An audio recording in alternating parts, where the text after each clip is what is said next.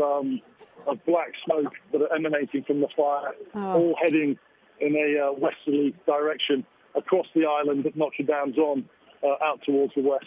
So, and Mikey, is there any sign that the fire may be abating at all, or does it appear to be raging just as strong as it was? No, absolutely not, Tanya, at all. When I got down here, I'm just on the other side of the river, and in front of me there are what looks like government buildings. I don't know if they are, but they're very tall buildings. The smoke was originally pretty greenish, and then it turned orange, and then it turned black, and now it's back to being like a blackish, like a grayish color. Only it's mostly coming from the very back, underneath where the steeple was and where the altar of the church would be.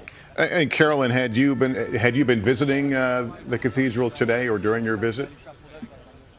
Yeah, so I actually live in France, and I work about an hour away from here. So I had a friend who came and visited for a week. And so we went to visit Notre Dame yesterday, I think. On Friday, excuse me. And so today we were going to be walking to Shakespeare and Company, which is right across the way, right across the Seine. We saw a huge pillar of smoke, and we were like, oh, that looks like it's really close to Notre Dame. We walked even closer and saw it was Notre Dame herself. When you were there signs of construction? Were there things that normally were accessible to tourists that weren't because of the construction? I don't believe so within the church. Parts of it were closed off when we went because Mass was occurring. But there were some parts off to the side that were kind of closed off near where some of the gardens and some of the areas you can walk along the Seine. But besides that, they're like within the church, nothing was closed off. No. All right. And you haven't seen any signs of or heard anything about anyone being injured? No, the church actually closes at about 6:45, I believe, to prepare for Mass, because they have Mass every evening.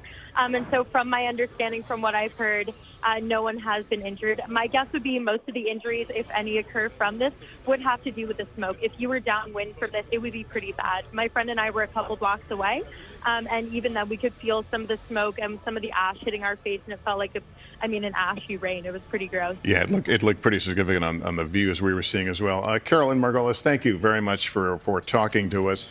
As we noted, this is the seat of the Archdiocese of Paris, but a cathedral with such profound part of a history of the Catholic Church. George Weigel is our Vatican expert who often joins us for coverage of all things Vatican, but can offer a little perspective about the importance of Notre Dame. George, good to have you.